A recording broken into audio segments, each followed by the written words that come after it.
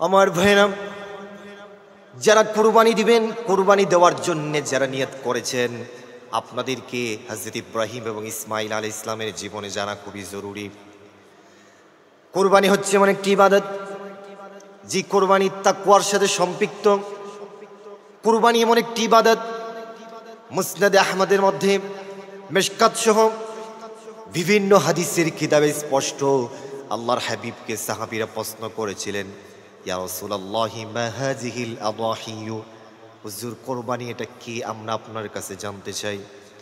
আমার ভাইরা, ওই সময় আল্লাহর হাবিব বলেছেন, সাহাবীরা শুনো, ক্বালা সুন্নাতু আবিকুম ইব্রাহিম, ওহে সাহাবীরা শুনো, কুরবানি হচ্ছে এটা তোমাদের মুসলিম জাতির পিতা হযরত ইব্রাহিম আলাইহিস সালামের সুন্নাত। সাহাবীরা আবার প্রশ্ন করলেন যে হুজুর, কোরবানি যদি ইব্রাহিম আলাইহিস সালামের সুন্নাত হয়ে থাকে, তাহলে আমরা যদি কোরবানি দেই তাহলে আমাদের কি ফায়দা হবে? আল্লাহর হাবিব বলেছেন, শোনো, তোমরা যে বস্তু আল্লাহকে সন্তুষ্টি করার জন্য, আল্লাহকে খুশি করার জন্য, আল্লাহকে রাজি করার জন্য যেই বস্তুটি তোমরা কোরবানি দিবে, ওই বস্তুর শরীরে যতটা পশম থাকবে, প্রতিটি পশমে পশমে এক একটি করে নেকি আল্লাহ তাআলা তোমাদেরকে দান করে দিবেন। সুবহানাল্লাহ। ভাইরা, এই জন্য কোরবানি এটা এত গুরুত্বপূর্ণ ইবাদত যেটার সাথে তাকওয়ার সম্পর্ক। আমার ভাইরা, কোরবানি এটি এমন একটি ইবাদত, আল্লাহ তাআলা পবিত্র কোরআনে বলছেন, তার হাবিবকে উদ্দেশ্য করে আল্লাহ বলছেন, কুল ইন্না সলাতি ওয়া নুসুকি ওয়া মাহইয়ায়া ওয়া মামাতি লিল্লাহি রাব্বিল আলামিন। জুড়ে বলি আল্লাহু আকবার। আল্লাহ তাআলা বলছেন, হাবিব আপনি বলুন, নিশ্চয় আমার নামাজ, নিশ্চয় আমার বেঁচে থাকা, নিশ্চয় আমার পৃথিবী থেকে চলে যাওয়া সব কিছু হবে একজনের জন্য, যিনি হলেন তামাম পৃথিবীর স্রষ্টা আল্লাহ তাআলার জন্য। আমার ভাইয়েরা, এই যে কোরবানি, এর ইতিহাস আপনারা অনেকেই জানেন। শুধুমাত্র এটি একটি ইতিহাস নয়, কোরবানির ইতিহাস এটি শুধু ইতিহাসের মধ্যে সমাবেত নয়।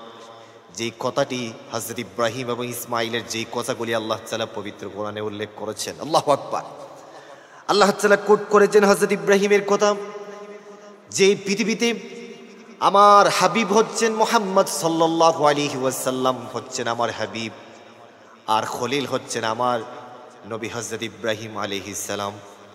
তার কারণ হচ্ছে, আমি আমার খলিল ইব্রাহিমের কাছ থেকে অনেক পরীক্ষা নিয়েছি। আমার নবী স্পষ্ট করে সহিহ মুসলিমের হাদিস, আমার নবী হাদিসে বলেছেন, এই পৃথিবীতে আল্লাহ তাআলা সবচেয়ে বেশি পরীক্ষা নিয়েছেন আমি মুহাম্মদ সাল্লাল্লাহু আলাইহি ওয়াসাল্লামের কাছ থেকে।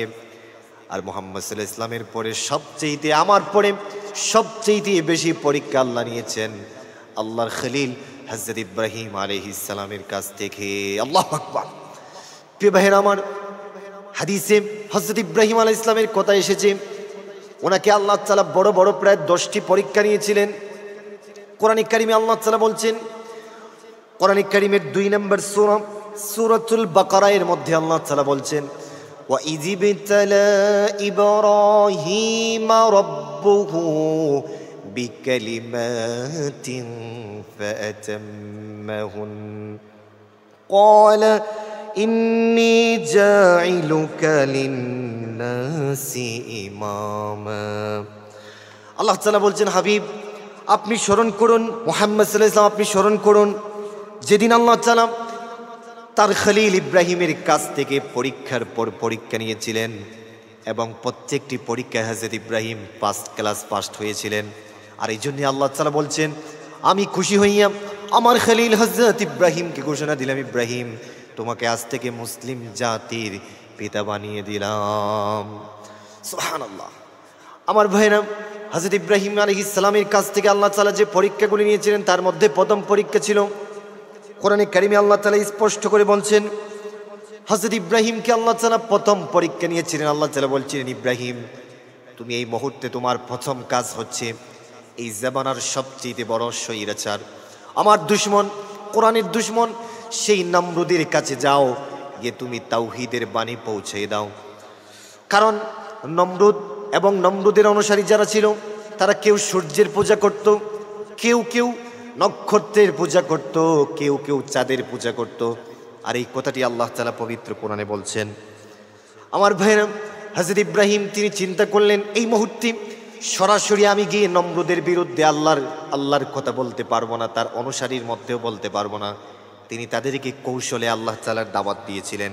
কোরআনে কারীমের 6 নম্বর সূরা সূরাতুল আনআমের মধ্যে আল্লাহ তাআলা ঘোষণা করছেন, তিনি বলছেন ফালাম্মা জান্না আলাইহিল লাইলু রাআ কাওকাবান ক্বালা হাযা রাব্বি فلما أفل قال لا أحب الآفلين। তিনি ওই নমরুদের সকল অনুসারীদেরকে একত্রিত করে তাদেরকে বললেন, তোমরা যে কেউ চন্দ্রের পূজা করো, কেউ সূর্যের পূজা করো, চন্দ্র কোনোদিন আমাদের প্রভু হতে পারে না, সূর্য কোনোদিন আমাদের প্রভু হতে পারে না। আল্লাহ তাআলা ঘোষণা করছেন, তিনি বলছেন তারপরে ফালাম্মা রাআল কমারা বাযিগাতান ক্বালা হাযা রাব্বি ফালাম্মা আফালা ক্বালা লাইন লাম ইয়াহদিনি রাব্বি লাআকুনান্না মিনাল কওমিদ দাল্লিন। আল্লাহু আকবার। আমার ভাইরা, এইভাবে আল্লাহ তাআলা পবিত্র কোরআনের সূরা নামের মধ্যে আল্লাহ তাআলা ধারাবাহিকভাবে বলেছেন, হযরত ইব্রাহিম নমরুদের অনুসারীদেরকে বললেন, তোমরা যে চাঁদের পূজা করো, চাঁদ তো কোনোদিন আমাদের প্রভু হতে পারে না, কারণ চাঁদ তো সকালবেলা ডুবে যায়, সুতরাং যে ডুবে যায় সে আমাদের প্রভু হতে পারে না। তারপরে তারা বলল, তাহলে আমাদের প্রভুকে? তিনি তাদেরকে কোরআনে কারীমে এসেছে, তিনি বললেন, আল্লাহ তাআলা বলছেন কোরআনে কারীমের ভিতরে সেই কথা, ফালাম্মা রাআ আশ-শামসা বাযিগাতান ক্বালা হাযা রাব্বি হাযা আকবার। তারপরে চন্দ্র ডুবে গেল, সূর্য উঠল। তারা বলল, তাহলে সূর্য মনে হয় আমাদের প্রভু। হযরত ইব্রাহিম বললেন, না না, সূর্য আমাদের প্রভু হতে পারে না। সন্ধ্যাবেলা সূর্য ডুবে গেল, তিনি বললেন, না, সূর্য আমাদের প্রভু হতে পারে না, যে উঠে যে ডুবে সে কোনোদিন আমাদের মালিক হতে পারে না। তারপরে তারা বলল, তাহলে আমাদের মালিক কি? হযরত ইব্রাহিম বললেন, শোনো আমাদের মালিক কি? তিনি বললেন, ইন্নী ওয়াজ্জাহতু ওয়াজহিয়া লিল্লাযী ফাতারাস সামাওয়াতি ওয়াল আরদা হানিফাও ওয়া মা আনা মিনাল মুশরিকিন। জুড়ে বলি আল্লাহু আকবার। হযরত ইব্রাহিম বললেন, আমার প্রভু হচ্ছেন, আমাদের প্রভু হচ্ছেন তিনি। আমি তার দিকেই মোতাবাজ্জ হয়ে গেলাম, যিনি রাতের পর সন্ধ্যা করেন, সন্ধ্যার পরে সকাল করেন, সকালের পরে যিনি রাত করেন, যিনি প্রতিদিন সূর্য উঠান, প্রতিদিন সূর্য ডুবান, তিনি হচ্ছেন আমাদের প্রভু মহান আল্লাহ তাআলা। সুতরাং তার দিকে আমরা মোতাবাজ্জ হয়ে গেলাম। আল্লাহু আকবার। আমার ভাইরা, হযরত ইব্রাহিমের পরীক্ষা শুরু হয়ে গেল। এইভাবে তিনি যখন নমরুদ এবং নমরুদের অনুসারীদেরকে বোঝানো শুরু করলেন, আল্লাহর দ্বীনের দাওয়াত, তাওহীদের দাওয়াত দেওয়া শুরু করলেন। ইন দ্য মিন টাইম নমরুদ হযরত ইব্রাহিমকে ডেকে তার রাজদরবারে নিয়ে হযরত ইব্রাহিমকে বলল, তোমাকে এইভাবে ছেড়ে দেওয়া হবে না। হযরত ইব্রাহিম বললেন, আমাকে কি করবা? বলে, তোমাকে আগুনের মধ্যে জ্বালিয়ে দেওয়া হবে। কোরআনে কারীমে সেই পরীক্ষার কথা উল্লেখ করা হয়েছে। নমরুদ বিশাল বড় আগুন জ্বালালো, ওখানে হযরত ইব্রাহিমকে আগুনের মধ্যে ঢেলে দিল। আল্লাহ তাআলা জিব্রাইলকে বললেন, ওহে জিব্রাইল, তুমি তাড়াতাড়ি করে যাও, নমরুদ আমার বন্ধু, আমার খলিল ইব্রাহিমকে আগুনের মধ্যে জ্বালানোর জন্য সে চক্রান্ত করেছে, যাও যাও, আমি ঘোষণা দিলাম।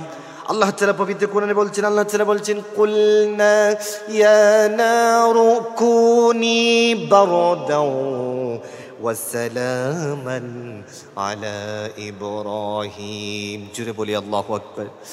আল্লাহ তাআলা বলেন, আগুন, খবরদার খবরদার, আমার ইব্রাহিমের শরীরের একটা লোমের মধ্যেও তুমি স্পর্শ করতে পারবে না। আগুন, তুমি আমার ইব্রাহিমের জন্য ফুলের বাগান হয়ে যাও। আমার ভাইরা, এই পরীক্ষার মধ্যে হযরত ইব্রাহিম কামিয়াব হলেন, পাস হলেন। তারপরে অনেক লম্বা কাহিনী কোরআনে কারীমের মধ্যে এসেছে। হযরত ইব্রাহিম আল্লাহর কাছে তিনি বারবার দোয়া করতেছেন। হযরত ইব্রাহিম প্রথমে ছিলেন ইরাকের বাবেল শহরে, ওনার জন্ম হয়েছিল। ওখান থেকে তিনি ফিলিস্তিন আসলেন, আল্লাহর কাছে বারবার তিনি দোয়া করলেন সন্তানের জন্য। কোরআনে কারীমের মধ্যে এসেছে সেই কথাটি আল্লাহ তাআলা উল্লেখ করেছেন। আমার ভাইরা, আল্লাহ তাআলা কোরআনে কারীমের সূরাতুস সাফফাতের 100 নম্বর আয়াতে আল্লাহ বলছেন, হযরত ইব্রাহিম আল্লাহর কাছে দোয়া করলেন, রব্বি হাবলি মিনাস সালিহিন فبشرناه بغلام حليم জোরে বলি আল্লাহু আকবার। হযরত ইব্রাহিম আল্লাহর কাছে দোয়া করলেন, আল্লাহ তুমি আমাকে একটা নেক সন্তান দান করো। আল্লাহ তাআলা সুসংবাদ দিলেন, ইব্রাহিম শোনো, ফাবাশশারনাহু বিগুলামিন হালিম, তোমাকে আমি একটি নেক সন্তান দান করতেছি। কিছুদিন পরে হযরত ইব্রাহিমের বয়স হয়েছিল 86 বছর। আল্লাহ তাআলা একটা সন্তান দান করলেন, ওনার নাম হচ্ছে হযরত ইসমাইল আলাইহিস সালাম। আমার ভাইরা, এদিকে হযরত ইসমাইল আলাইহিস সালামের বয়স, তাফসীর কারকগণ মুফাসসিরিন কেরামগণ লিখেন ওনার বয়স হয়েছিল মাত্র 2 থেকে 3 মাস। আল্লাহ তাআলা হযরত ইব্রাহিমকে আরেকটি পরীক্ষা করার জন্য আল্লাহ তাআলা নির্দেশ করলেন, ইব্রাহিম তুমি তাড়াতাড়ি যাও, তোমার স্ত্রী হাজেরা এবং ইসমাইলকে এমন জায়গায় এনে রেখে আসো যেখানে কোনো মানুষ নাই, যেখানে কোনো মানুষ নাই, খাওয়া দাওয়ার কোনো ব্যবস্থা নাই, সেখানে রেখে চলে আসো। আমার ভাইরা, হযরত ইব্রাহিম ওনার সন্তান এবং বিবি হাজেরাকে নিয়ে যেখানে বর্তমানে কাবা মক্কাল মুকাররমার পাশে জমজম কূপ যেখানে, ওখানে নিয়ে গেলেন, মরুভূমির মাঝখানে সেখানে নিয়ে রেখে তিনি চলে যাচ্ছেন। আমার ভাইরা শুনেন, হযরত ইব্রাহিমের পরীক্ষা কি রকম। পিছন থেকে বিবি হাজেরা হযরত ইব্রাহিমকে ডেকে বলতেছেন, ইব্রাহিম এই মরুভূমির মাঝখানে আমাদের কোনো খাবার নাই, কোনো কিছু নাই, এই মরুভূমির মাঝখানে তুমি আমাদেরকে রেখে চলে যাচ্ছ, তুমি চলে যাচ্ছ, আমাদের কোনো দুঃখ নাই, তবে একটা প্রশ্ন তোমাকে রাখতে চাই, তুমি এখানে আমাদেরকে রেখে যাচ্ছ তোমার সিদ্ধান্ত অনুযায়ী না মহান আল্লাহর সিদ্ধান্ত অনুযায়ী? সুবহানাল্লাহ। হযরত ইব্রাহিম ওই সময় পিছনে না তাকাইয়া শাহাদাত আঙ্গুলি আকাশের দিকে তাকাইয়া হযরত হাজেরাকে এটাই তিনি জানান দিতে চাইলেন যে আমি আমার সিদ্ধান্ত মোতাবেক রেখে যাচ্ছি না, একমাত্র মহান আল্লাহকে খুশি করার জন্য ওনার সিদ্ধান্ত অনুযায়ী তোমাদেরকে এই মরুর মধ্যে রেখে যাচ্ছি। আল্লাহু আকবার। আমার ভাইরা, হযরত ইব্রাহিম চলে গেলেন। এদিকে অনেক লম্বা কাহিনী, আমি সংক্ষেপে বলছি, কোরআনে কারিমে যেভাবে এসেছে এইভাবে বলছি। হযরত ইব্রাহিম তিনি চলে গেলেন, ওইদিকে বিবি হাজেরা একদিন চলে গেল, দ্বিতীয় দিন চলে যাচ্ছে, ওনার সাথে যে কিছু পানি ছিল পানি শেষ হয়ে গেল, কিছু খেজুর ছিল খেজুর শেষ হয়ে গেল। এদিকে বিবি হাজেরা তিনি তো সেই মহিলা, বিবি হাজেরা আল্লাহকে খুশি করার জন্য মরুর প্রান্তরে তিনি রাত কাটাচ্ছেন। এদিকে ওনার সাথে যে কিছু পানি ছিল পানি শেষ হয়ে গেল। হযরত ইসমাইল পানির জন্য ছটফট করতেছেন, বিবি হাজেরাও পানির জন্য তিনি ছটফট করতেছেন। বুকের দুধ শুকিয়ে গেল, কিভাবে হযরত ইসমাইলকে দুধ খাওয়াবেন? এইভাবে হযরত ইসমাইলের মা বিবি হাজেরা চিন্তা করলেন কি করা যায়। তিনি হযরত ইসমাইলের পানির জন্যে, কোরআন কারীমের ভিতরে আল্লাহ তাআলা স্পষ্ট করে বলেছেন, কোরআন কারীমের মধ্যে এসেছে, আল্লাহ তাআলা বলছেন, ইন্নাস সাফা ওয়াল মারওয়াতা মিন শাআইরিল্লাহ। আল্লাহু আকবার। হযরত বিবি হাজেরা সন্তানকে পানি খাওয়ানোর জন্য ওই সাফা পর্বতে এক দৌড় দেন, আবার মারওয়া পাহাড়ে আরেকবার দৌড় দেন। দুইটা পাহাড়ে তিনি দৌড়াদৌড়ি করা শুরু করলেন পানির জন্য, কিন্তু তিনি পানি পাচ্ছেন না।